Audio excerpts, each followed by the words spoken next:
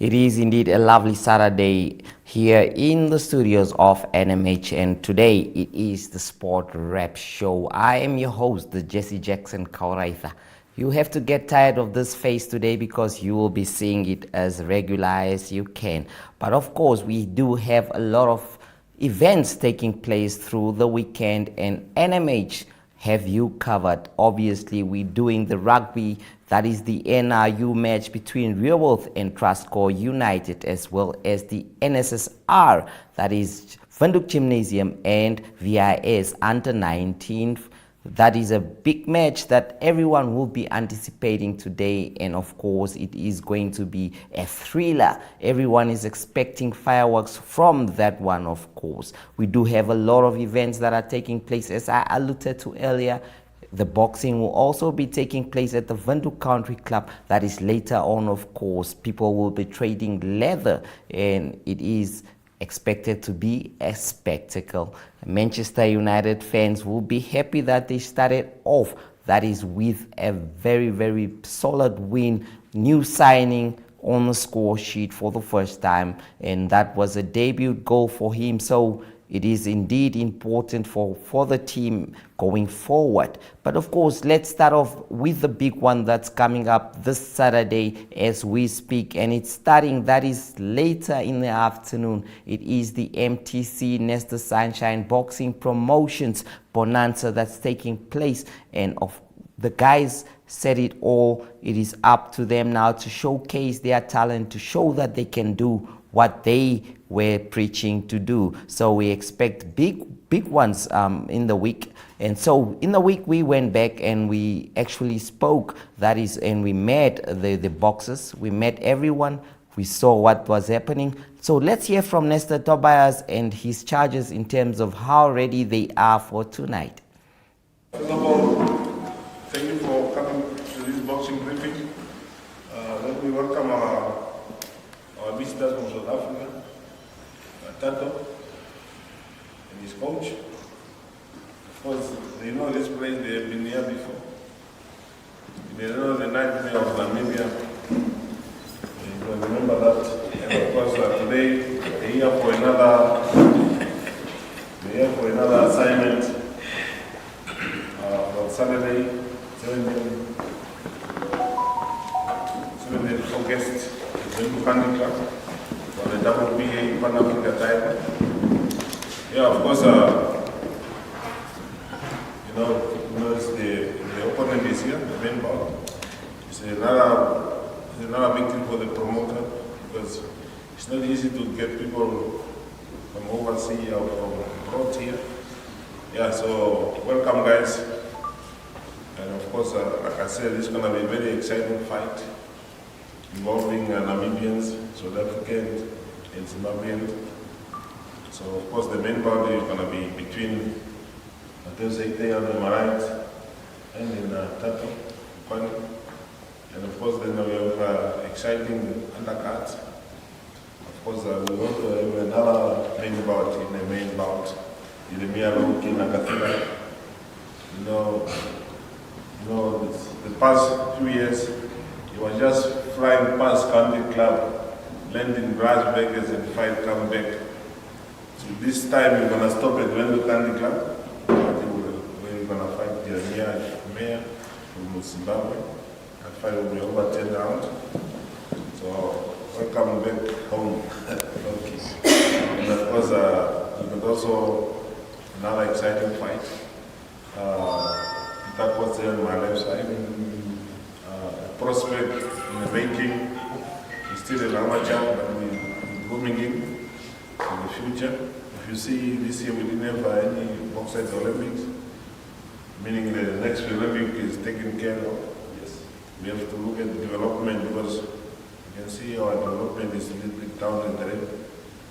And then with the development program, you know, when I have boxing at the Olympic Games, Olympic World Championship, you have to see and motivate others to work hard so they can represent Namibia. That's what we've been doing all the years. Yeah, that is another story for another day. But for now, he's gonna fight again on this card against Philippines in Chicago. It's going to be a rematch, I remember. Then on the same card, we're going to also have a final bout. Alpha Mega. This is the Pandora training. That fight is going to be over 3 rounds. So yeah, just to, we are here to promote boxing and to make boxing exciting and to make boxing accessible for everybody. Everybody be willing, feel free to demonstrate his skills, willingness, and to entertain the people who present Namibia, who don't know the world. So women is also allowed in Namibia. So anyone, but we have to show the world that we can box. We cannot just say we want to box, or show them we can box. They're willing to participate. So yeah, these women show the others that they are willing to participate. And of course we can also have other boxers on the undercard, like Mr. Thomas, Mr. Mkoto, and of course Sam Matthews, and Rasmus Shapaka, and of course Muniela Tobias, who's gonna, he's a Bulelo boy. He says he's gonna come and knock out Shapaka. But yeah, let's come and see what is gonna happen in that fight. So the fight gonna be at Venue Country Club. Starting time is 6:30 in the evening. The entrance to the fight, general ticket is $200. Table sitting 10 is going for 20,000. Box, dine and wine. Yeah, so if you this the table we're also using as it's also funding for the fight, because such a fight, put up a fight like this is very expensive.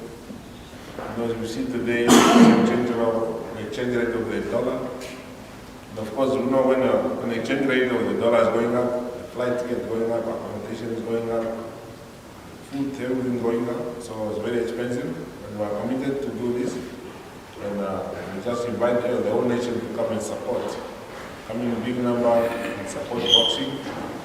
Yeah, so now today, actually we are here for face off. And sorry for the main bout and the other guys. Yeah, but before we do the face off, we want to just to give the champions on the main table a chance to say something. And we should start with Nestor, I think that this is always a great opportunity to fight under a name like Nestor. Under a guard with Nakatila and Rita. The training's been good, training harder than ever. This is indeed a rematch, but this time I'm thinking of finishing the job. Bringing all the heat to the table and showing what we do in practice. Then I want to just thank my sponsors, the David Trust, Herman David, the Comas Loyalty Fund, and my gym, Chapini Boxing Club. We just opened there at our heels. So yeah, I'm really looking forward for the fight. And it's always good looking up to these local legends like Nakatila and Aita. Thank you so much. Good morning, everybody.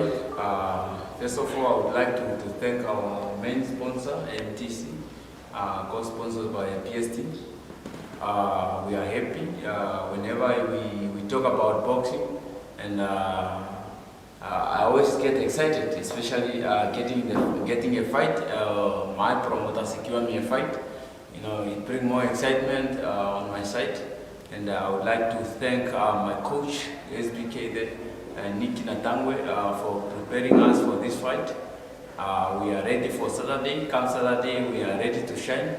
I can also want Tato right here that I prepare Nata. Nata is ready for this fight. There's no doubt he's gonna be victorious come Saturday night. Everybody must just get his ticket and then make his way to Country Club come Saturday. There will be big things. There will be big fight that will be happening. From my side, I'm ready. I'm waiting for my opponent. I thought my opponent will be here. I think maybe he's still on the way. I'm ready for him. And come Saturday, I'm ready to destroy him. We've been doing this for a couple of times. Even in Las Vegas, we beat people there, big boxers in Las Vegas, world class boxers. So, Saturday, don't be part of us at Country Club, and then you're gonna see the level of boxing when it comes to Namibia. I thank you. Well, first of all, thank you again for this opportunity. It's my second time here. I'm Tata Bonukwani, guys. They call me Captain Charisma. Unfortunately, the first time, things happened, I mean, like in boxing, I know how to win, I know how to lose, I know how to throw, I know the height of boxing, I know the lows of boxing, So I'm basically an all-round sportsman who knows things, basically, with my experience that I've gained all these years. You know what? This is boxing. We can train, we can prepare, we can come in the press conferences and say anything. But then things can change in the ring. In any sports, things change. You understand? So we never know what our future holds because there's so many surprises in life. But one thing for sure, I still believe and I know very well, despite who believes in me or not, I know that I'm still a very good boxer who's always willing to learn. Despite the shortcomings that we face at times, but definitely sure I know I've got skills and I've got good skills of boxing, And again, I'm saying thank you so much, and it's great that I'm fighting with the beast, like the promoters say. He's looking forward to his defeat or win, whatever, for his country, So, but then I think it's gonna be dangerous to overlook me because I lost badly the first time. I mean, like, hey, life surprises on its own, So yeah, I'm good in boxing. I know how to box. I just need to go out there and showcase that I still am a very valid and good boxer. I'm not saying anything to my opponent who will talk in the ring. Thank you.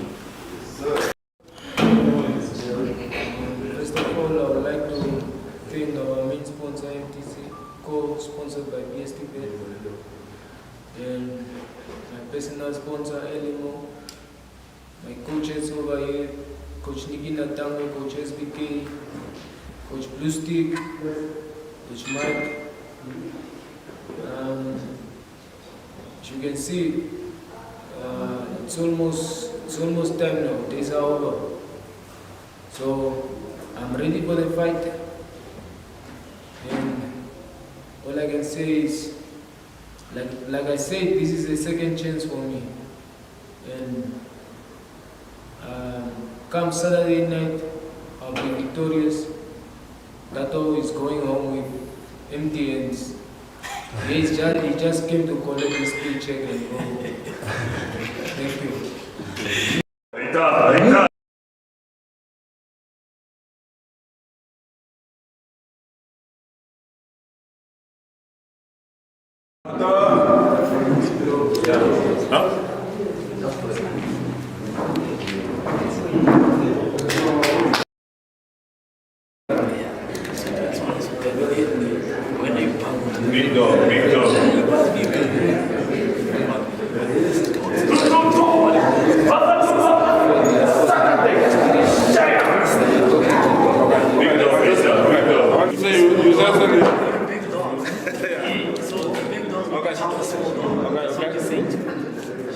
Okay, let's go. Start. The big dog says we're gonna bite the small dog, but then it's fine. We'll see it in the ring. I know what I'm coming up against, but hey, life can surprise you. I'm not boxing life, so be careful. Be careful. Like you are saying, you believe in your experience. I fought experienced boxers before, so I'm ready. Take yours. You are going home with nothing, empty hands. That's nice, man. Just came to collect your paycheck. You have to have the confidence. I mean, that's what makes boxing interesting. So yeah, we'll see it in there. It's nice we speaking now. I'm inside. It'll be all I'll pick up my weights. No problem, man. Yeah, man. Hey, listen, I'm there. Yeah. The beast. I'm Captain Charisma. Yes. Let's go, Captain.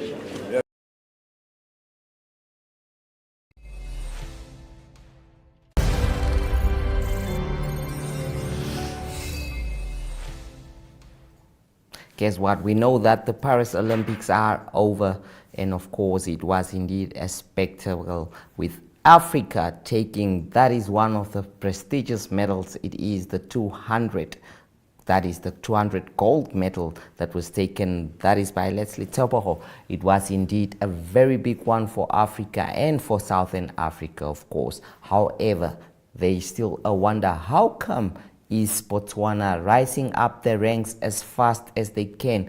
A few years back, Botswana only had one medal, that was in 2012, but right now they have gone up the rankings and they are just one medal behind Namibia. Of course, Namibia having 5 medals and Botswana having 4 in total. Namibia not yet achieving the big one, that is a gold medal at the Olympics. And this past Olympics, they only had 4 athletes partaking into that one. Of course, none of them even finishing closer to the podium, and it was indeed a frustrating one for the Namibians that were all over the place looking for some salvation, looking for something they can cheer about. Like, let's repeat, that was the 2021 Olympics where Christine Bommer made headlines there with a silver medal. Of course, this time around she was not able to partake in this one after we all know that there was some testosterone levels that was obviously, that had to be decreased from the big athlete there, and it changed her dimension, it changed her future. She was not able to be there, but of course the 4 athletes there proudly representing Namibia. But we speak about something, and of course it is the Botswana and Namibia rivalry that's actually getting tastier and tastier. Botswana is coming off the ranks. They have the stadiums, they have the tracks, and they have the athletes, and they are pushing numbers up there. They had 11 athletes partaking in this one. They also took the 4x4 relay, and of course it was indeed a silver medal from them there. Something spectacular. But as Namibians, everyone is asking, why is Botswana doing so very well in these competitions? What is happening to Namibia? What is happening with us? So we had an interview that is with the Namibia Sports Commission Chief Administrator Freddie Muya to explain more in terms of what is currently happening and what are the developments, what do they want to do in order to make sure that Botswana doesn't surpass Namibia in terms of the medal tally. Sport Rep is here joined, that is by the Chief Administrator of the Namibia Sports Commission, Master Freddie Muya. Welcome to the show, sir. No, thank you very much for the opportunity that is given to us to reflect about the Paris 2024. In the first place, I'm quite excited that at least Namibia was well represented, even though we are not actually much happy in terms of the number that we send there. It's something that we need to go back on the drawing board, and we are working around the clock to see what will happen come Los Angeles, 2028. All right, Mr. Muya, one of the things that we can mention as Africans that we should be proud, Southern Africans indeed, neighboring Botswana doing so well at this Paris Olympics, getting a gold medal and a silver medal. What a remarkable achievement. So what would your take be on this? Let's give kudos to Botswana for a remarkable achievement. You know, if you look at Botswana, they had a vision already, 2028 vision, if you look in their strategic plan. Yes, I've seen that indeed they've done a remarkable job, winning a gold medal, first of its kind for their country, and also winning a silver medal. That's a remarkable celebration for the country. I know, apart from Botswana, I can also talk about what happened with Zambia. At least they've done well, having a bronze medal. And we also need to congratulate our brothers from South Africa for a remarkable work that they've done, that they represented our region quite very well. Yes, I must be honest with you, the Sports Commission of Botswana and the Ministry of Sport and Employment Creation in Botswana, they are working very well in terms of ensuring that there is enough funding to the team in terms of preparation.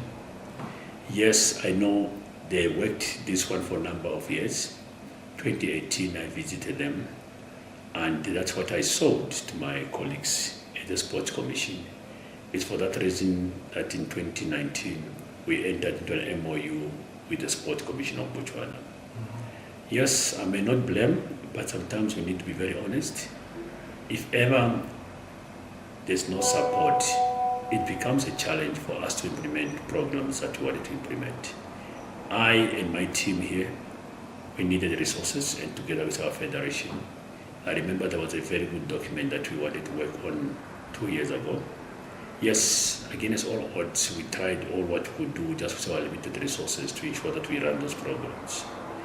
I can assure you, if we did to the calling, and if we did according to my recommendation, especially in terms of athletics, because we identified 18 athletes in Namibia that were on the same programs with the Botswana counterpart, because we agreed with the athletics Federation of Botswana that there will be exchange program between our team and the team on the other side. We had athletics, we had also boxing, and apart from boxing, also some of the sports called swimming, you name it, that they want us to exchange program. We even actually have gone to Botswana with our team for 2 years now, and we were also having the same, that they would also come to the other side, that we would have that exchange program with our coaches, and also our athletes to do the same. Yes, unfortunately that program did not materialize, especially from our end. It's something that we need to take, to receive a blame on, to be very honest, but we have done what it is possible. Sometimes we need really to be very honest with ourselves. We might have found our athletes, we did not support the athletes. We cannot support the athletes just when it's a year of the games. It is a build-up process that we need to do. We could actually have, might have received a great number, especially in athletics, that would have sent even plus or minus 6 to 7. But imagine now, we only send a marathon runner in athletics. And we know that's the cream of the Olympics. That is also the cream of Namibia. Yes, we know Boma, we know what happened to Beatrice. They are also product of the youth game, but they've gone also the same path like the colleagues in Botswana. If you look about Teboho, the one from Botswana, is a product of the youth game. Same group with Beatrice Maslingi, same group with Christine Boma. And even those youngsters who won the 400, they are the same group. So for me, if that exchange program would take place, we would have gone very far. But I'm very happy what's happening in Botswana. It is the fruit of the investment that they've done. And I believe we need to do the same. That's why I've already written a letter again, where I'm proposing, to a paradigm shift to the entire sport development in this country. And I've written that document already again yesterday to say, colleagues, we have learned from this experience. We need at times to swallow the pride, and we need to work together to ensure that at the end of the day, our athletes come 2028, that we can be also among the top countries, in Los Angeles. Thank you so much. That is indeed Master Freddie Muya, Chief Administrator of the Namibia Sports Commission. I mean, if you have listened closely, he's speaking about how Botswana has managed in its sports directory to limit the number of staff actually in the sports ministry and exempt many of them as sports officers to particular fields that they are qualified in, and that has worked wonders for Botswana. In terms of Namibia, they have done this project. They tried replicating it from that is 2018, but still today nothing has happened. One of the big things we also spoke, that is to a very big person and an athlete person that knows very well in terms of what's happening in athletics, and he told us that obviously Namibia doesn't have the tracks, and it's the facilities that is putting pressure on this country compared to Botswana that has it all. Beautiful tracks. If you look at the old Tatanban, that is the Independence Stadium, and compared to any stadium that is in Botswana, you would understand that obviously Namibia has a long way to go. And of course, speaking about the development of athletes from that is grassroots level, which has dropped as well. Of course, we just hope that it is going to happen. We hope that people are actually going to bring stuff and make sure that Namibia comes of age and actually doesn't allow that is the neighbors to surpass us in terms of the tally. We do have just, as we spoke, 5 medals, and Botswana now 4. and obviously our last medal coming through Christine Boma, which was a silver medal. But before that, it was quite a long time. That was Frankie Fredericks with the medals, of course, from the 1992 Olympics. Coming to the 1996 Olympics, he was obviously the king of his time and made sure that Namibia was recognized and put it on the world map until Christine Boma came and obviously stunned the world with a silver medal. That was incredible. Namibia celebrated. However, this time around we only sent, that was 4 athletes, and none of them actually achieved anything. Of course, we are waiting for the Paralympics to come through. There's always a medal in it there. Namibia has always tried to gain a medal there, whether it's gold or silver. So we hope that the Paralympians will actually do Namibia proud, and not as much as what the athletes that were at the Paris Olympics did. We had Ilalia Johannes, of course, coming of age, a very good athlete, a Commonwealth gold medalist, but couldn't do anything in that one, obviously finishing in the 60-something position there, which was something that Namibia didn't take proud of. Speaking of something different now, we did have some pool played last night, and obviously we do have some footage for you in terms of what transpired there. Let's hear from those interviews. Hi, I'm Gowan Kluter, the captain of the 007 Team 2. And yeah, we had a quite interesting match so far, starting off on a back foot 4-1, Team Apex leading. And like I mentioned in the beginning, the tables can turn very quickly, and now we're on the forefront leading 9-6. And I must say it's quite interesting, and always when we meet, that's what you get. Yeah, I'm Luke. I'm captain of Team Apex. We're hosting 007 second team, and they're giving us a really good go. We're quite even, 50-50, it can swing anyway, and we love having them here. Who will be the winner regardless of which team won? Yes. And yeah, if I can add something, here is where the big guns comes out now. Concentration, the decisions, the shots, don't miss, and make sure about your shot. And here's what we're gonna see now. Here's where the pressure comes in, and see who's gonna take it. Yeah, and I think actually, if you look at the venues that's getting involved, the standard of the tables and all over Namibia is actually picking up like really good tables you're playing on, and it is all due to people that's putting in the effort to lift the standards of pool in Namibia. And that is why we actually can play on top standard tables today. Yes, and I must say the tables are quite good here, and at all the venues that we have been and still gonna attend and play it. I must say that the quality of the tables, as mentioned by Luki, is up to standard. And yeah, as a pool player, you like playing on a good quality table, and yeah, and yes, pool is picking up quite on a good level, and yes, we're looking forward to the upcoming players as well. There's a lot out there. Come and let's take pool to a next level. Pool is such an interesting thing there. Obviously, many that have played it will attest to that. It's a game that always ends up with a disappointment. Nothing ends up without a disappointment in terms of sports, of course, especially when you are on the losing side. But it has always been something very interesting.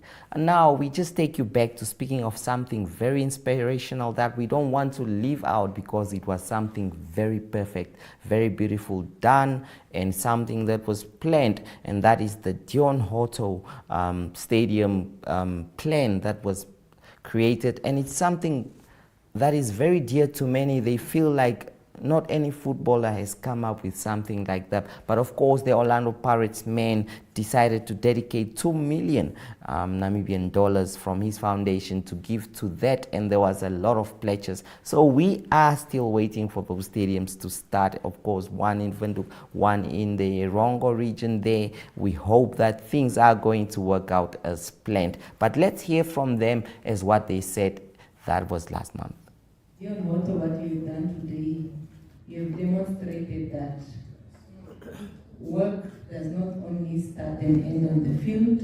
Your contribution to the country does not start and stop on the field, but it starts right from the community where you hail from. And this for me is really an example worth emulating, and I'm encouraging the other athletes to follow in the footsteps. So we have these 2 parcels of land, 1.51 hectare, and we want to build a 10,000-seater stadium in Montesa. There's no other place. And as well as a multi-purpose sports facility. That one is behind the school called Hanganeni Primary School. It will be over there. The land has been allocated. And the idea for tonight, ladies and gentlemen, is that we would like to procure, as well as to assist with the pre-feed for feasibility purposes. So we've got everything aligned, and we feel we want to prompt everyone. We want to prompt everyone with a collective spirit and a collective imagination that we want to mobilize resources just to help us in the stepping stone. The next time we're going to meet, ladies and gentlemen, it will be at the groundbreaking ceremony. I want to be very firm. So it is, and also it's not just infrastructure we see in Namibia. I think one important thing is that we need to make sure that even from a community, we train the community. Something I'm learning now, especially through dealing with sports teams. If you don't have people accredited licenses and so forth, you really can't participate in the soccer world, I realize. So it's something we also need to think about in terms of equipping the social infrastructure of Montesa to make sure that pensioners are even equipped, to make sure young people are equipped, so we can make sure that we can even host international and regional tournaments in Montesa. Fantastic. I mean, give the chance that Dion Hoto had at the German club in Swakopmund. Give him a chance now give that knowledge, the information, everything away to the new kids coming to get trained as proper soccer players. This soccer stadium is brilliant because we could have at the African 27. 2027 we could have had it in Swakopmund if the stadium was built in a proper way, and that attracts also thousands and thousands of people, and we're in the middle of attractions because, as I said, we are not a retirement center, we are a holiday destination, a sport destination for all kinds of sports. You can see Desert Dash, all these sports coming to Swakopmund. That is good for us, good for our economy. Dear DH, congratulations on the remarkable vision and initiative to build a stadium in your hometown in Namibia. Your dedication to giving back to your community is truly inspiring. As a seasoned professional, you have achieved great heights on the field, and now with this project, you are making an even greater impact off the field. Your efforts will undoubtedly create lasting opportunities for aspiring athletes and foster a spirit of unity and pride in your hometown. Keep shining both as a footballer and as a beacon of hope. The reason why we're doing all of this because we need to do for the next year Hoto. Okay? Because we need to do for the next year Hoto. And this is a facility by Namibians, for Namibians, to Namibia. Something very inspirational indeed there. And speaking of inspirations, we have to draw inspiration from guys like Dion Hoto that are making sure this country actually develops in terms of infrastructure, there is a lot of young stars coming up, and they will need a home. They will need somewhere they can play football. And obviously Dion Hotto doing the things there. It is not an easy investment, and not many have actually managed to do that. He's reminding me of some of the players that ply their trade in Europe and live in West Africa. They always gave back to their communities by building actually big stadiums and becoming inspirations to many guys like Didier Drogba, El Hadji Diop, Sadio Mane. These guys have actually made sure that their countries where they come from are actually in the right direction in terms of infrastructure, especially for sport and football indeed. We hope that many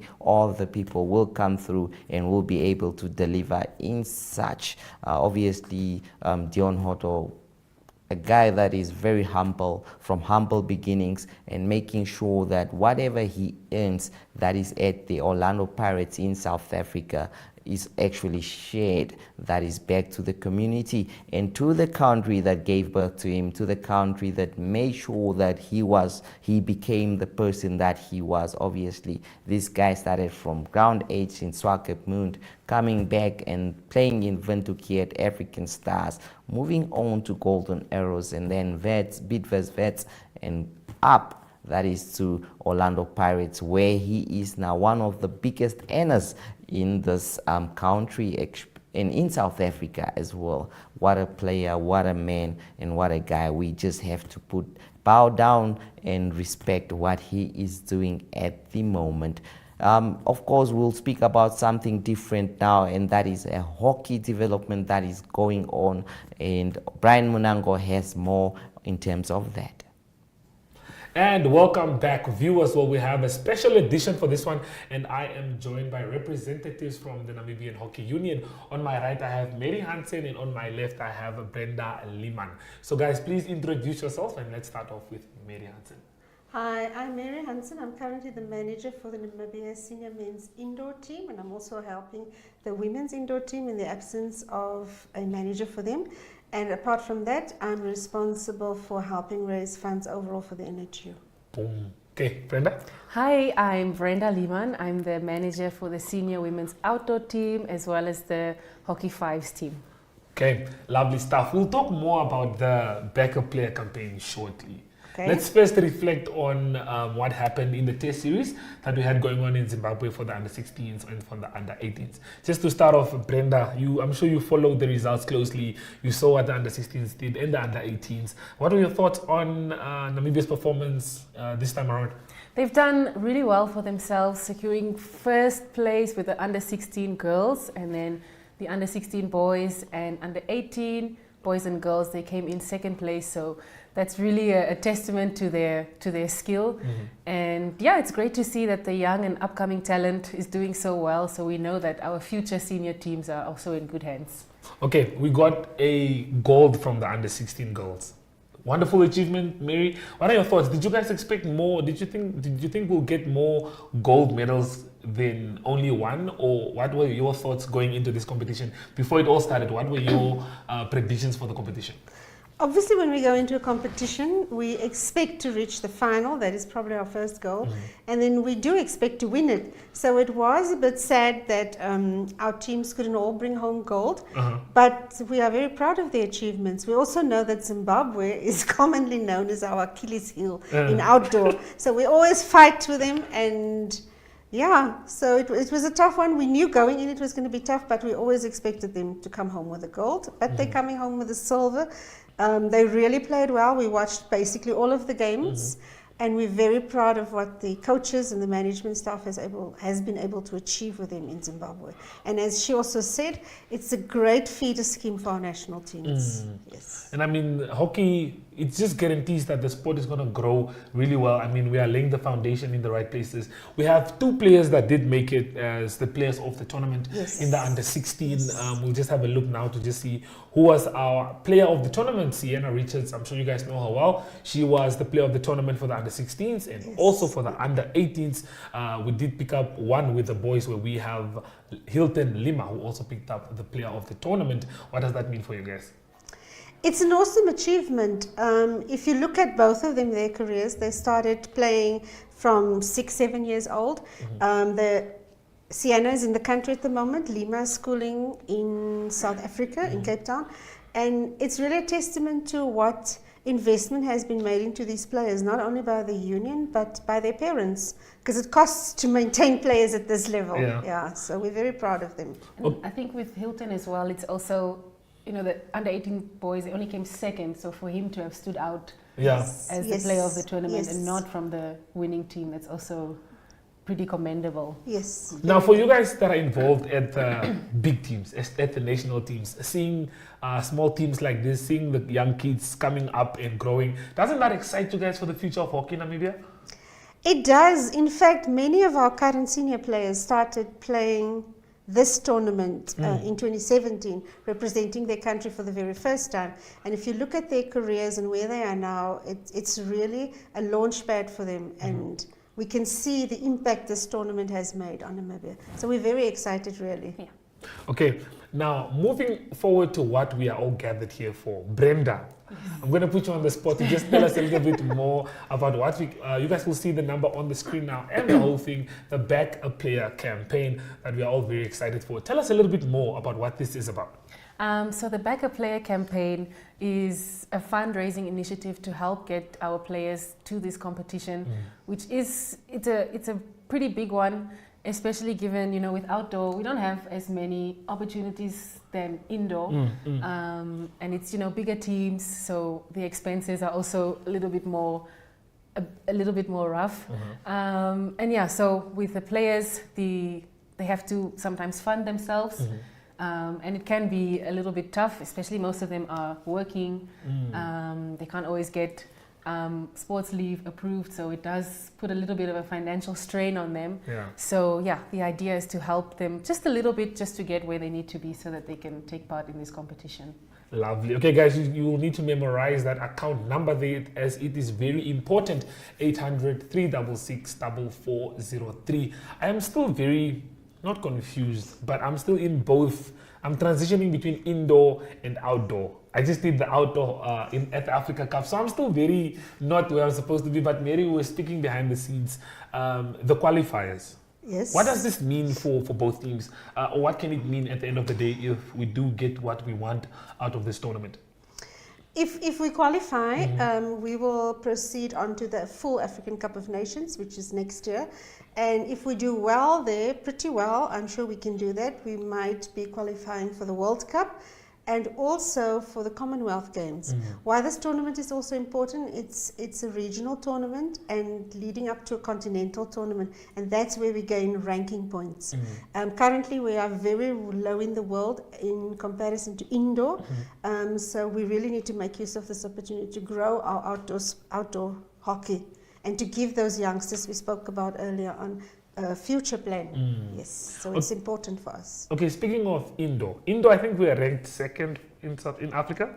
Yes, we are currently the African champions, which we won in May, as we all know. Yes, very we all excited know. about that. Yeah. So based on the world ranking points, we are currently second in Africa and 14th in the world. Wow. The women are second in Africa. Second in Africa, and I'm not sure about their number in the world, but it's I think it's 1 or 2 places above us. Is it? Yes. Then I think it's 16 or 17. I'm not sure, but the number brings back a memory. So indoor is making real inroads at the moment. And you know what happens when we have our country compete in international tournaments and we do well, then other countries, they actually sit up and they notice, like we did at the World Cup last year, and they actually start inviting you to their countries to come and play.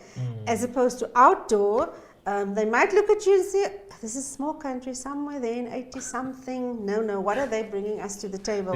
So that's why international exposure is very important to grow the sport. Yeah.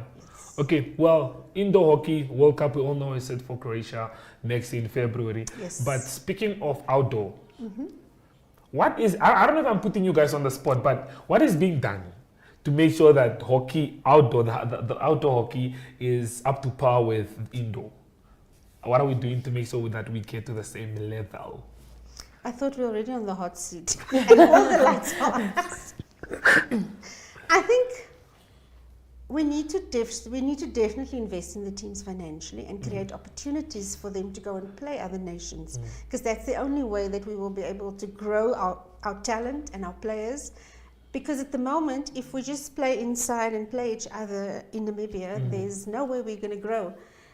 I mean, I might think I'm the best player in the world when I'm playing in the Premier League in Namibia, but when I step outside, wow, there's a huge difference. And the players outside, they are growing and developing, their countries are creating opportunities for them. So we need to do the same thing, but it costs money.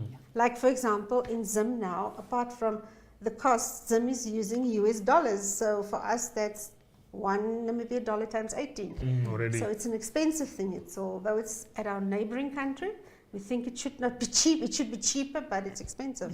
Yeah. So really investment, and that will create opportunities for the teams. It will also help us to create opportunities for our current coaches to grow and develop, send them on courses, send them outside the country on secondments, for example. It would make a huge difference. Wow. Yes. Okay. Very well said. Anything you want to add to what Mary just said? I think it also, it starts with these junior teams that we are sending out. So more of these kinds of tournaments, and as Mary said, getting to play outside, so you can get a feel of other competition. So if we invest well in the juniors as well, then we've got a bright future ahead. Yeah, I think Freddie Muya at the send-off we had for the under-16 and the under-18 said something about playing at home is very nice because you have an extra player with your family and with the crowd, but being exposed outside is it's a whole different ball game, because you are now exposed to international players and you get to experience how people actually play outside of Namibia. But okay, like I said, before we do let you guys leave, back a player campaign, any last words for the viewers that are watching at home as to why they should back our players and why our players need this funding? So playing for one's country it's a really big honor. So this is why we really want to help get our players to where they need to be. These are talented individuals. Some of them are students as well. And just to get that exposure. We've had a lot of support in the past from corporates, but we want to encourage more to get on board with us for future tours, and just to keep hockey growing in Namibia. Okay, well, Mary, you said earlier, the players are going to Zimbabwe where they use the US dollar. We all know the US dollar is very expensive compared to the Namibian. So for the players, for the people that are watching, they must definitely make sure to give us some of those funds so that we can send our players. Yes, and sometimes when we go out and we ask people for assistance, people think they have to give us thousands of rands or millions of rands. With this campaign, we're really giving every citizen, every supporter of hockey an opportunity to come on board. A small amount, doesn't matter how small, it will help our players get to Zimbabwe. And we would really appreciate it to give them this opportunity, well-deserved opportunity, to go and represent their country outside. Lovely stuff. And we do if we do well, we might qualify for the World Cup. And there's a lot at stake. So guys, jump on board. There's the account number again, 800-366-4403. Deposit any amount you can or you are able to and help the players, and then get them all the way to Zim, help them participate in the competition. Like it was stated earlier, it is an expensive competition at the end of the day, and most of these guys are still in school with parents providing for them still. So it's definitely very expensive. So we urge everyone out there to make sure that they do get to depositing. We'll have the account number in the description below, just for you guys to copy and paste. No one wants to memorize numbers and all of that. But from me and the hockey representatives, Mary Hansen and Brenda Liman, thank you for joining us in studio. Thank you for taking time out of your schedules. And that's all that we do have for you guys today. It is goodbye from us. Thank you. Goodbye. Brian Monango is always a very jolly and interesting person there. Of course, he is the sport rep coordinator and making sure that the people get what they deserve there. Brian, you just impressed me every day. Actually, when I see your stuff and see your interviews from the Caribbean on, you have been quite a remarkable journalist there, and of course making sure that you become the voice to the voiceless and the ear to those that can't hear. and obviously the eyes to those that can't see. Keep doing what you do there. Speaking of something different now, we speak of that is the Real World Rugby happening later today, and indeed it is a spectacle there. It is Real World and Trustcore United, and Robbie Dixon, the coach that is of course of Trustcore United, had some injury concerns to take into account as he was finalizing his first team selection for Saturday's crunched away match against FNB Rehoboth. The Philistines, who are the title holder in the Namibia Rugby Union's Premier League, face a do-or-die match as they attempt to complete that is a late comeback into a top 4 finish and squeeze into the semi-finals. Their opponents, Rehoboth, will not repeat the previous 2-year semi-final appearance, with only this match left to complete their somewhat disappointing season. Jude Opperman's Red Bulls are in 7th position with 35 log points from 14 matches. They only had 6 wins in those 14. Rehoboth has blown hot and cold this season despite a decent presence that is of a potential game breakers. United, 5th on 37 points from 14 matches, has 1 match in hand against that is FNB Rio Falcons a week later. Of course, it is indeed a big one there. We hope that they will be able to deliver in that one. Now, speaking of big matches that are coming up, we do have that is the NSSR Windhoek Gymnasium versus that is the VHS. It is under 19. These two teams have always been struggling against each other. It is, speaking of beautiful rivalries, it is that Windhoek Gymnasium and Windhoek High School always at each other's throats. It is always a do or die. Somebody has to do it. Somebody has to be a hero. Somebody has to be a champion. And obviously the NTV team will be bringing that match to you live, so do not forget about that. But earlier this week, we did have Otis Daniels obviously making sure that we have an understanding in terms of the rivalry, in terms of this match. Let's have that interview. We are in the company of Mr. Albert Aris. Mr. Aris, tell us about your responsibilities at the NSSR. Well, Mr. Otis, I form part of the NSSR executive. My role currently is as secretary for the NSSR. Yes. And I've been that now for the past 2 years. Wow.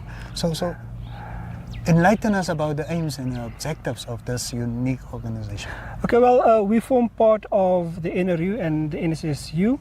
And we're sponsored by Stanberg, so our main aims and vision fall in line with their programs also. Yes. But specifically, our role is just to basically conduct and compile and basically just manage the functions of the NSSR and its members. Okay, so tell us about the leagues you are running.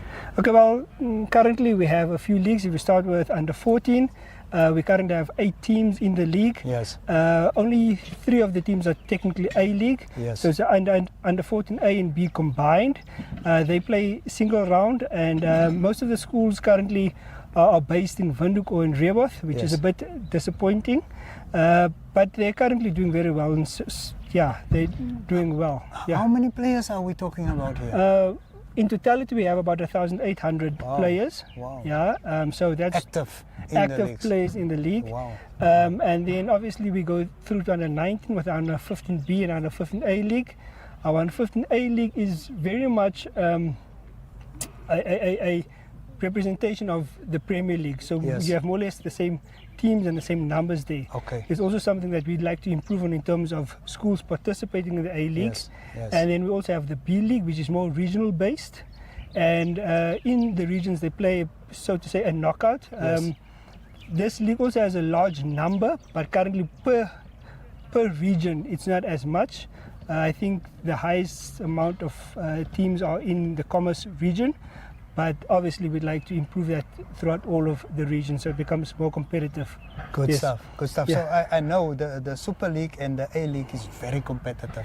Yes. How's things going there? I think they're going well. It's very much a representation of last year in terms of the strength of the teams. Yes. But it's also something that we'd like to improve in terms of numbers. Yes.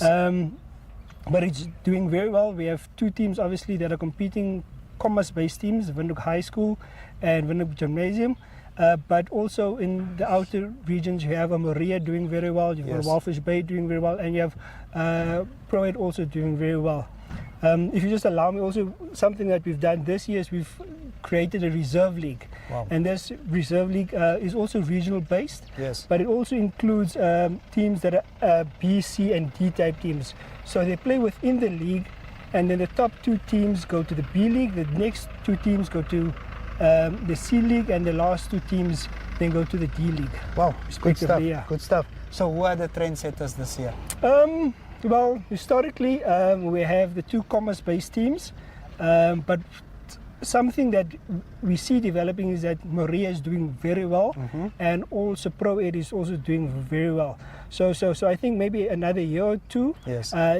Then they'll be competing at a higher level also, and that's something that we want to see. Good stuff. Also, yes. Yeah, that means the sport, the level of the sport is also expanding. Yes, I think along the coast, as I've said before, the coast does very well in terms of the development as a whole, and that's something that we want to see, the investment within the players. Yes. And then also, I can't emphasize this enough, in the north of the country, Moria is doing very well, and they're doing a great job there because they two towns basically they came together, Yeah. and that's good for the sports. Obviously in the south we'd also like to see a Premier League team, and also from Rehoboth in the future we'd like to see another, or them entering in the Premier League also again. Then there's also just support the growth and Of the the quality sports. of rugby. Yes. Yeah. So let's talk about school rugby in general.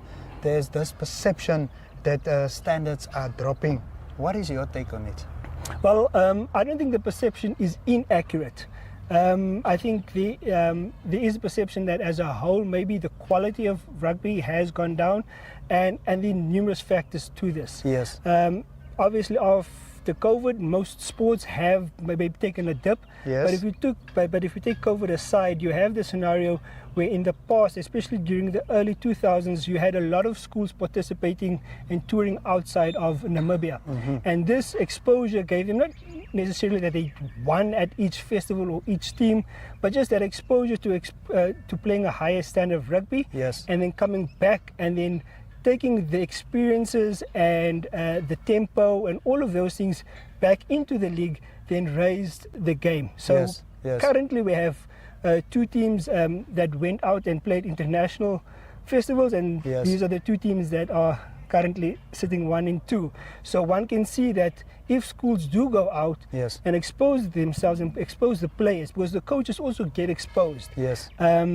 to outside rugby, this does help the players when they come back, and this filters through within the league. Yes. If I can give an example, if a player played for Windhoek High School or Gymnasium this year in the first team, by the end of the season he would have most likely played about 20 games. Yes. And 10 of those games would have been games from outside. Wow. So that experience that the player brings in, the tempo, him also coming into a routine of maybe eating more, looking after his fitness more, Yes. such things play a role and then filter through into the league, and then raises the standard of the league. Yes. So as in the past, that happened a lot. I'm not of the opinion that it's still happening where Yes. schools go out. Yes. But as evidence of what I'm saying now, the top two teams are the teams currently touring outside the country. So Yes. it does prove some Yes. worth, yeah.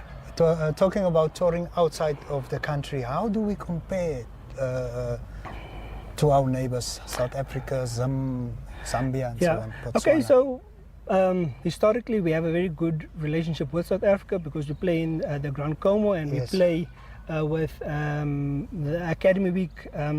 We don't do too badly against the smaller provincial teams. In the Yes. past, obviously, I think in the early 2010s, we competed very well not necessarily the one with a Western Province or an Eastern Yes, that's province. Dan Craven and the Yes, Grand Como. yes, yeah. Then we tended to do fairly well. Yes. I think the gap has increased. Okay, so they are catching up with us.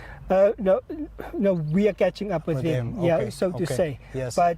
But in light of, for example, your Zimbabwean, your Zambias, and your Ugandas, we've seen now at the under 20 recently they are doing well. Yes. And at school board level, it would come across, or the perception is that the hurdles that they might have had earlier, they've started to come over those hurdles. And the great investment that's currently happening in Zimbabwe and Kenya and Uganda, specifically on school board level, one can see the evidence of that. Yes. So I'm not saying that we are behind them. I think we are either at the same level, or we're still a step ahead of them. But the competition has increased with those countries outside of South Africa. Yes. Mr. Aris, what are we getting right, and what can we do? Yeah, I think this year and since last year we've started to implement new systems. In terms of the database, if we talk of an administrative point of view, we have created a digital database that shows, for example, the 1,800 players that we have, where they play, the positions they have. We have some more bio data on them. So the hope is that to connect more with the NRU so that we can use this data better. And also track the players better and have more contact with the players. So I think that's important from a database point of view. In terms of the players and so forth, the NSSR this year sent a second under 16 team to South Africa to the Rhino Week. It seems as if that is a success, or that was a successful tour, and that creates depth. And that's what we want. We don't just want 20 players going to South Africa. This year we can successfully say on under 16 level we've sent 46 players to South Africa. So that creates depth. And many of these players, especially for the Rhino Week, were younger players. So next year they come with that experience and they build on that experience. So that's one of the things that obviously the NSSR is happening. Is occurring. We'd also like to do that for the under 17s, and then we'd also like to do that for the under 19s. So where we create at each age level basically two teams, and this creates the depth and experience and exposure for the players. On another level, we have a scenario where we would like, for example, and as I said, the under 14 league is not strong enough. We have 2 to 3 A teams. That should increase and that comes in conjunction with working with the primary schools so that more schools can create the programs for good quality rugby, so that those players can come through, and then we can create more leagues, more teams per league competing, and that is what we want also. So that is part of what we're trying to achieve.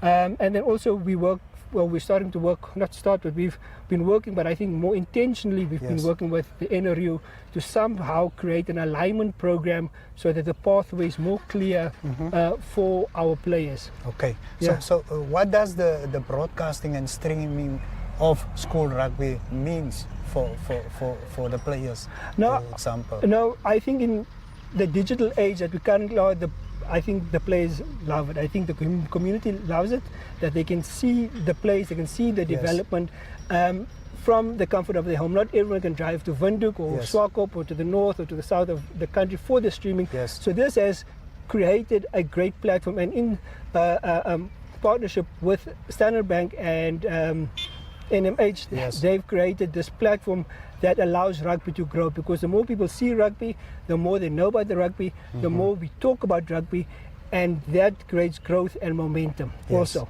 So in the digital age and what's currently occurring, I think this would be a great thing for rugby as a whole. Mr. Aris, finally, what advice would you offer to schools in terms of uplifting their rugby? I think let's start with the parents. We can't go without the parents. So schools must support the parents in creating programs at school that allow the players to come to school and play rugby, but also support the academics. Because a young rugby player just has rugby on his mind. So schools must create incentive for parents to send the players or the children to school Yes. to practice. So that's number Encourage one. them. And encourage them on Yes. daily. So from that point of view, that is something that I think schools can create, because parents want to see both academic achievement, but also that their children are doing well on the Yes. sports field. So that's Yes. important. Yes. And then further on, obviously, encouraging schools, and I think we will do it more so this year at our annual general meeting, is to encourage schools to partake in the A-League. The more schools partake in the A-League, for example, if I'm currently the C-League and I can Yes. go play in the A-League, yes, I might lose a few games and so Yes. forth, but we must understand that some of the schools there have been exposed to quality rugby. Yes. So you're competing not only team like against the VIS, but you're competing against the VIS that competed the Paul boys. Yes. So that experience and playing against them, It rubs off. It rubs off on Yes, you. yes. So to encourage teams to, as much as possible, if possible, to partake in the A-League or in the Premier Leagues of the NSSR. You might lose a few, Yes. but in a year or two you will reap the fruits. Thank you so much for It's a- speaking to us, sir. It's a pleasure, sir. Good. Okay, thank you very much. That clash will be coming up soon, and we expect fireworks from that one. Of course, we just don't have to forget about something that is African stars playing in Botswana. That is today at 1500 hours. They are playing Johannesburg Galaxy in the first leg of the CAF Champions League preliminaries in Botswana at 1500 on Saturday, and in what is expected to be an important clash. Both teams are aiming to qualify to the next round, which will bring them closer, that is, to the group stages of the CAF Champions League. Good luck to African stars there. We hope that they will do Namibia proud. They will do Namibia proud. Speaking of people that have been doing Namibia proud, that is Alex Miller. What a person, what a man, and he has been doing quite great there. Of course, Brian Munango, like I said earlier into the show, quite a special person, was with him, and they spoke about his career, how he does things. In Athletes World, it is Alex Miller. From me, Jesse Jackson Kauraitha. We will see you that is after the big matches that are taking place today. So stay glued to your screen, because there is an avalanche of action that the NTV team will be bringing to you live.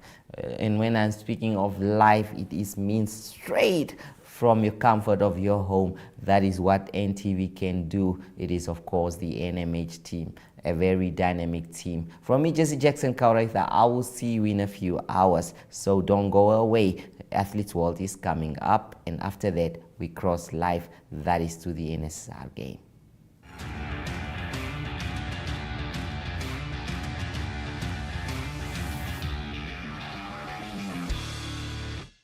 Okay, well, viewers, and just like that, we are back with season 2 of Athletes World. Well, I know most of you have been waiting for this moment, for this announcement that we are bringing to you here, and saying that Athletes World season 2 kicks off officially. For you guys that are probably wondering who's on our first episode, you guys will have to stay tuned to make sure that you do see who we do have on the show. But apart from the first episode, the features that we will be having on episode 2, 3, 4, 5, you guys are really going to have to stay tuned for that one. But for me, Brian Munango, all I'm saying is stay tuned, because season 2 is going to bang. We are all seeking connection to each other, to the world, to the spaces we exist in.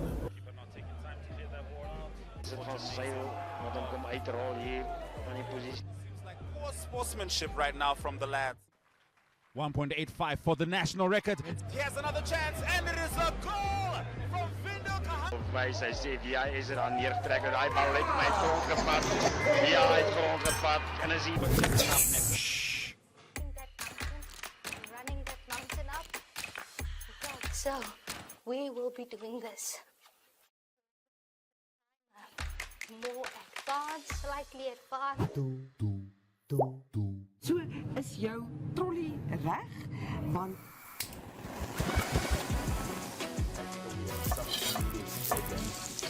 I love that. I love that. So then kickstart our countdown at number 5 with this one. Op Netwerk TV se Klets Kompas gesels ons nuus van 'n Maandag tot Donderdag. Ons kyk ook na die weer en meer. Stories wat jou raak en stories wat saak maak. They've made a mistake in denying me bail, and they've made several other mistakes in many other cases. The channels that teach us something new or reflect our expression. So it goes beyond switching to the right station. It's about choosing the experience that can adorn the present, dressing it with our tastes as we expand our preferences, because what we are actually connecting to is boundless, limitless human energy. And this is the spirit of NTV.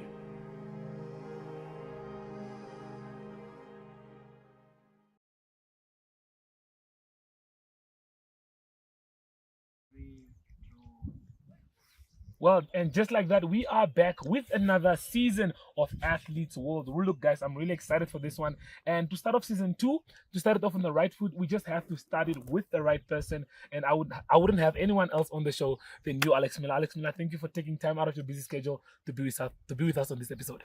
No, thank you for having me. I look forward to it. Okay, look, let's get right into it. Season 2, we are coming to you guys with the information, things that you guys need to know, things that you guys probably don't know yet about Alex Miller. I personally didn't know a lot of things till this day, so I'm gonna get you guys involved so that you guys know where this guy is from. Alex Miller, let's start off with the first question. Look, I was at Kronenhof last weekend, and I found out you are from that side. You are from the south. Can you tell us a little bit more about where you're originally from?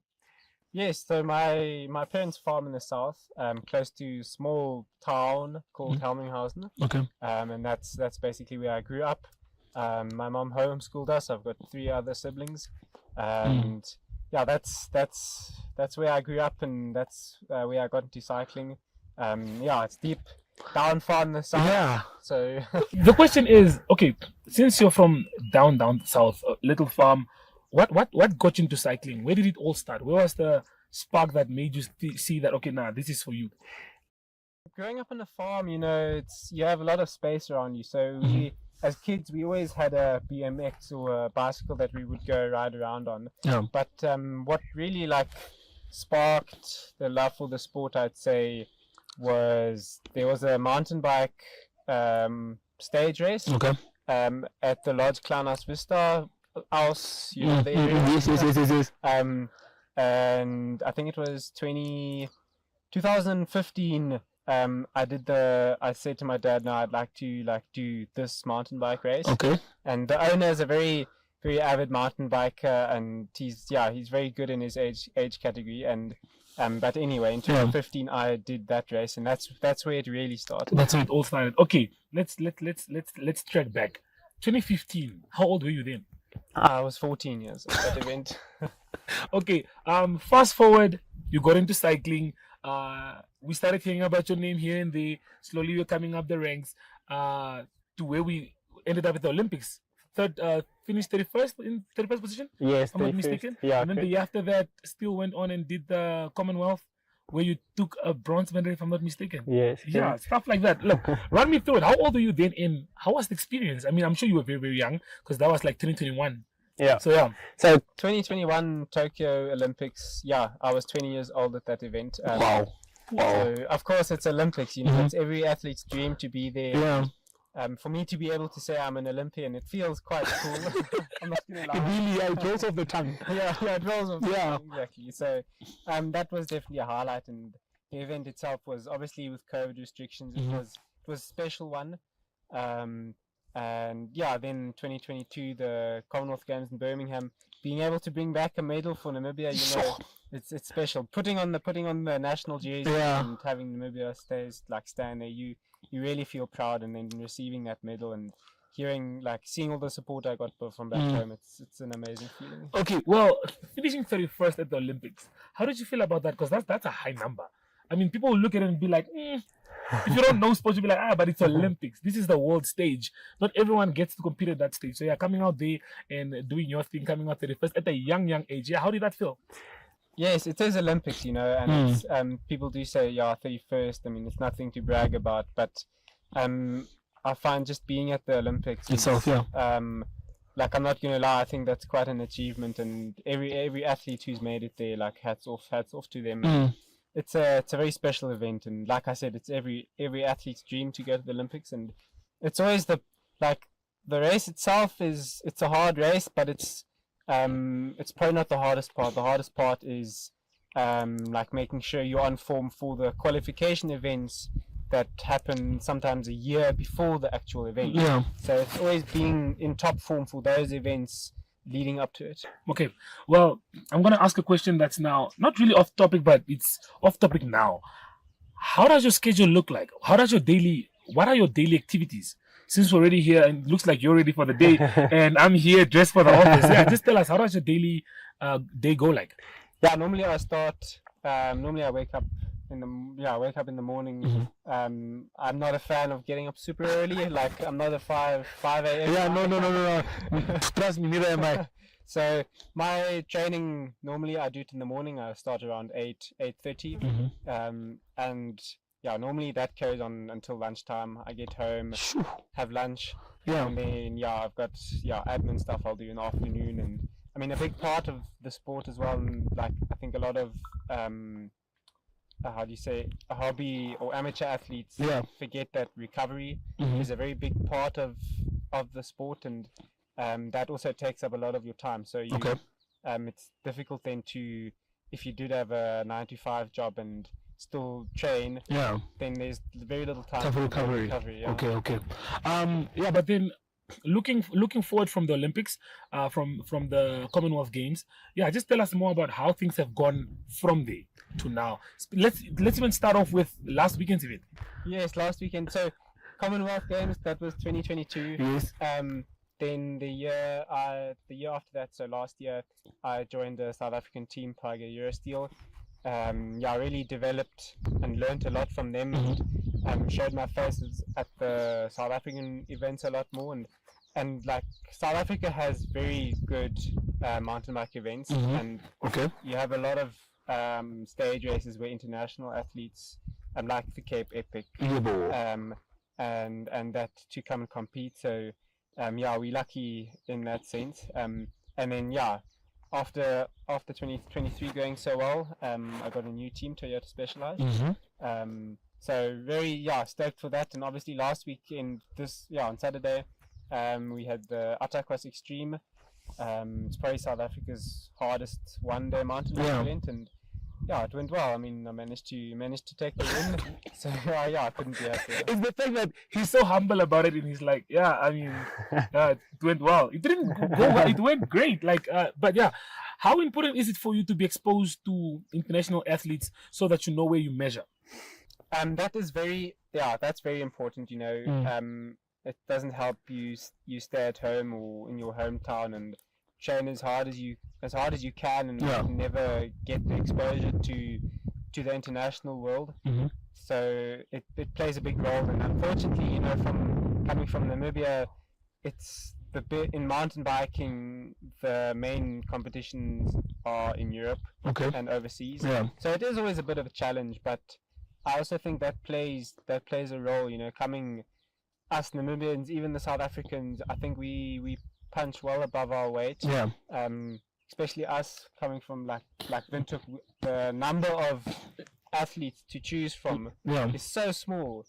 And even then, when we compete in South Africa, we regularly get top results. So for the number of people we have in our country, I think we do really, really well. We saw with the soccer last weekend. There are a lot of things you can point out. Where we are performing in really well. Exactly. Okay. Well, with that being said, I mean, we also did have the Nedbank Desert Dash. You drove in a two-man team, if I'm not mistaken. I did, yes. You guys won the two-man team. Correct. Another one for the books. Like I said, Nedbank Desert Dash. Yeah, what are the plans for this year, though? What can we expect from Alex Miller this year? What are you looking forward to doing, improving? I'm sure there's always room for improvement. I'm sure you always want to be better than you were the previous year. So what can we look forward to from you this year? So the next few months will be a lot of marathon races in South Africa. And then closer to Olympics, I'll be focusing more on the cross country, because obviously cross country being the Olympic format. A lot of folks will go into that. Will go over to Europe for a month and just focus on the cross country. Because of like Paris being a big goal. So that'll probably be the highlight of the year, I'd say. And then after that, I will be focusing a little bit more on the longer distances, maybe some marathon, some travel. Yeah, but I'll take it as it comes. As it comes. Yeah. Okay, but a question that I always wanted to ask you is, out of all these cycling events, what do you specialize in? What's your favorite event? Because I know there's a difference between guys who just do normal marathons and then there's mountain biking, all those events. I mean, you can do both, but I'm sure there is one where you are like more comfortable or better at, I think. I started more focusing on the cross country. Okay. Obviously with Tokyo and that. But now I feel, I do pride myself in being a good all-rounder. Okay. So Jack of all trades? Yes, exactly. So I'm strong in the cross country. I'm strong in the gravel races, the road, and the mountain bike marathon races. So I really pride myself in that. And also coming from a slightly smaller country, and having like a South African team and sponsors, it's important. They want to see representation at all the events. Yeah. So it's important that you can compete in all these different disciplines. Yeah. Which, like I said, I pride myself in. And yeah, I it's also, I don't enjoy like riding just cross country or just road. I enjoy racing bikes. Okay. In simple terms. Yes, that's a perfect answer. Be it a marathon, be it a road race, be it a cross country, I just enjoy racing the bike. As long as you're on the bike, you're happy. Exactly. Okay, but yeah, tell us before we do let you leave. I mean, tell us a bit more about your new sponsor. Yeah, what's with that? Yeah, Specialized. Obviously, it's probably one of South Africa's most successful teams. Okay. Nat Beers, my new teammate now, he's won the Cape Epic twice already. And he finished second behind you in the Edna Attakwas. Yes, okay. Yeah, I was super happy after that. And, but I look forward to really being able to learn a lot from him. And, he's an incredible athlete, and he's also focusing a lot on the gravel, which is growing very quickly in the USA. So no, I'm really looking forward to this year, and I'm looking forward to having the support that the team offers, and it's going to be a good year. I mean, us who sit and look at you from behind the scenes, from the cameras, we are definitely excited and looking forward to seeing you do your thing this year. But yeah, we have this thing, we have this culture that I plan on continuing on Athletes World, where we ask whoever is on the show to just give a word of advice to the youth, like to the young riders that we do have. I mean, we do have a few good riders. We have the Nathan Chase, we have Furi. I'm not going to mention names, I'm just saying we do have a few good riders that are definitely still looking up to you. I'm sure you inspire a lot of them. Yeah, but if you do have a message, what sort of message would you give the kids out there that are watching and would like to be great? It's very simple, for me, the biggest and most important thing is like have fun with whatever you do. Like if you need it, it doesn't matter if you racing bikes, if you playing soccer, you can apply it to everything you do. The biggest thing is like have fun in what you do, and focus on improving yourself. And it shouldn't be like a new team or a new sponsor that motivates you to do better. It should be personal development and personal results that motivate you. Well said. I'm sure you guys all heard what he just said about motivating and motivation. Yeah, but with that being said, this is our first episode of Athletes World. Hopefully you guys enjoyed it. Alex, like I said, thank you for your time. Thank you. Definitely loved it. We'll be back with the second episode soon. But with that being said, it's adios from us. Thank you.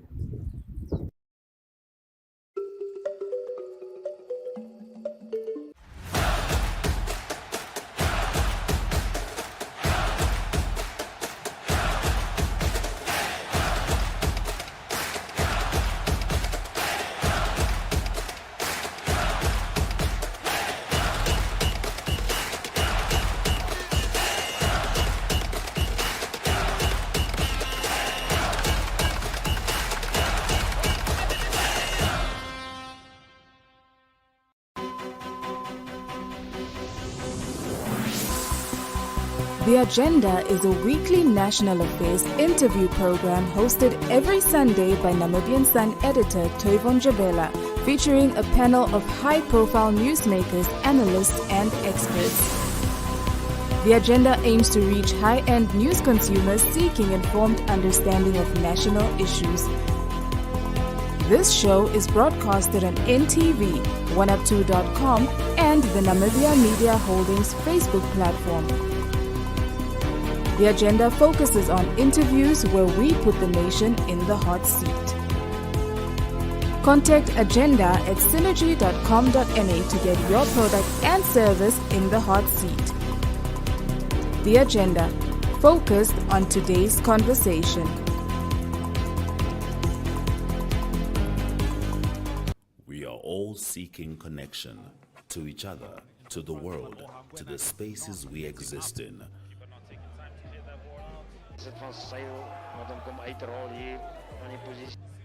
Poor sportsmanship right now from the lads. You might be physically ready, your body is ready, but mentally. Here's another chance, and it is a goal from Vindo Kaham. Wijs, hij zegt, ja, is er aan neertrekken. Hij bal heeft mij grond gepakt.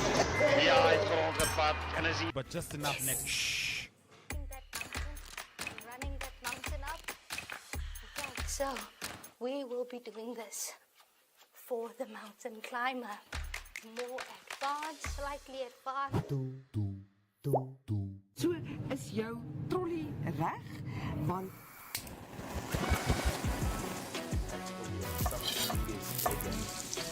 I love that. I love that. So then Kickstart our countdown at number 5 with this one. op Netwerk TV se klets kompas gesels ons nuus van 'n maandag tot donderdag. Ons kyk ook na die weer en meer. Stories wat jou raak en stories wat saak maak. They've made a mistake in denying me bail, and they've made several other mistakes in many other cases. The channels that teach us something new or reflect our expression. So it goes beyond switching to the right station. It's about choosing the experience that can adorn the present, dressing it with our tastes as we expand our preferences, because what we are actually connecting to is boundless, limitless human energy. And this is the spirit of NTV.